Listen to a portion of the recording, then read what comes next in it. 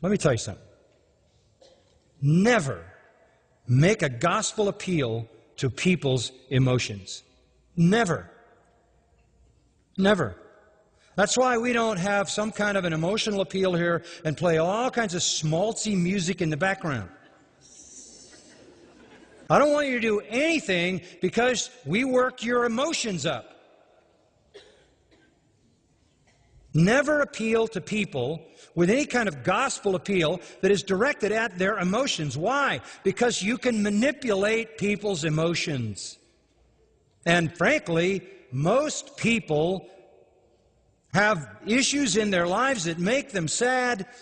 And if you work well enough on their emotions and you're clever enough at it, you can promise them happiness. And when they make some kind of superficial step, they'll have a momentary kind of relief. There'll be a kind of newly stirred up feeling that they have.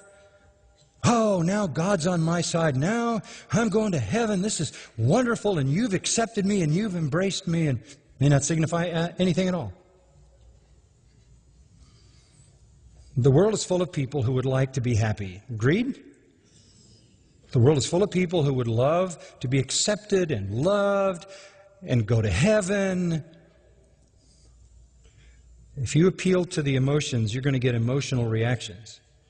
And emotional reactions are not necessarily consistent with true conversion.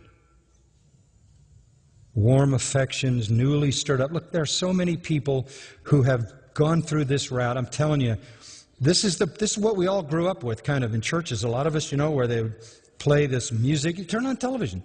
Watch how these TV preachers and evangelists deal with crowds. They get an organ. They crank the music up. Somehow they get these people at a fever pitch emotionally. Then they play at their feelings. This is an illegitimate thing. It's tragic. Don't ever appeal to people's emotions. My approach to evangelism say, here's the truth. You drive it at the mind, because all things pertaining to life and godliness, as I read for you in 2 Peter 1, pertain to the true knowledge of Him. So here's the truth. Shut down the organ. Shut down the humming. We don't need that. Let's talk about the truth of your condition and Christ's provision. And the emotion will take care of itself. I think you were all very emotional this morning when you were singing those hymns, weren't you? Was there a lot of joy in your heart? You were lifted up, you were encouraged, but that's the emotion that comes out of the true conversion, not the emotion that substitutes for it. We don't need to do all that kind of emotional manipulation. There's a second thing you never want to do. You never want to appeal directly to people's will, because the world is full of weak-willed people. Are you aware of that? If you're not, then you tell me how those phony evangelists get people to send them enough millions of dollars they can buy 3 jets. You can manipulate people's will to do anything. Anything. If you're clever enough, and if you create enough self-interest, right? Oh, I know what's going to happen when I send in my money. I'm going to get rich. I'm going to get healthy. I'm going to be successful. God's going to pour out all kinds of goodies on me. All that driving self-interest is behind all of that. And if you want to go after people's emotions, you can get them. And if you want to go after their weak wills, you can get them. But if you're going to proclaim the gospel, you have to go after the mind. And it has to be a true understanding of the gospel. It's about knowledge and how you respond to the knowledge. The Church of Jesus Christ is flooded with, I have to say, tares who came in emotionally and from a weak-willed response. But they're not the real thing. And it shows up. Verse 17, they have no firm root. So, they're just temporary. Temporary converts. Man, oh man. Wow. So many that have gone through my life. So many. And even when you preach the gospel to the mind, you still get superficial converts. What finally does it for them? What chases them away? First, affliction. Oh, guess what? You told me I'd get rich.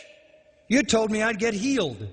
You told me that Jesus would make me successful. Guess what? I have cancer and my husband left me.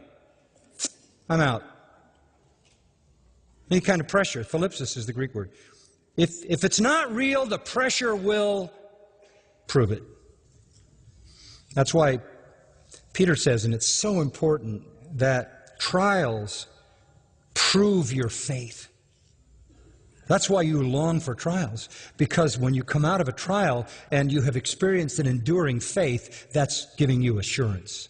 If you ask me how I know I'm a Christian, I can't tell you there's some mystical way. You know how I know I'm a Christian? Because I've been through enough trials in my own life and enough trials in the lives of people around me for enough years, and I have seen that no matter what the trial is and no matter how it comes, my faith never wavers. That's not credit to me. That's the faith that God gives that saves. It's like a rock. The false faith, when the trial comes and you can't cash in and you don't get what you were told you're going to get, and Jesus doesn't do what you thought he was going to do, you're gone. Even worse, persecution. You're not going to take that. Hey, that wasn't in the bargain because you came in on self-interest. People who appeal to the will and appeal to the emotion appeal on the level of self-interest. And self-interest is going to lead you down a very, very dead-end street. Because life's not going to be like that. God isn't going to promise you to make you healthy, wealthy, and prosperous the rest of your days. No way. So, when the trouble comes, you're going to bail, or when the persecution comes, you're going to say, well, I didn't bargain for this. And Jesus was talking to the people right there, sitting there with him, named disciples. How do I know that? Because in John 6, it says, many of his disciples walked no more with him. Gone. Why? They weren't going to suffer. He was just talking about the fact they're going to have to eat his flesh and drink his blood. Starts talking about death. We're saying, we're out of here. And he says to the other disciples, the apostles, will you also go away? And we hear that triumphant statement of Peter, to whom shall we go? You and you alone have the words of eternal life, and we know you are the Holy One of God. We're hanging in here. It's because they were given the gift of a real faith. I mean, this is like building a house on the sand, isn't it? If it's built on emotion and the weakness of the human will, purely predicated on self-interest. Trouble in life, persecution in life will reveal all of that. And we'll stop there and have some organ music. No, we won't.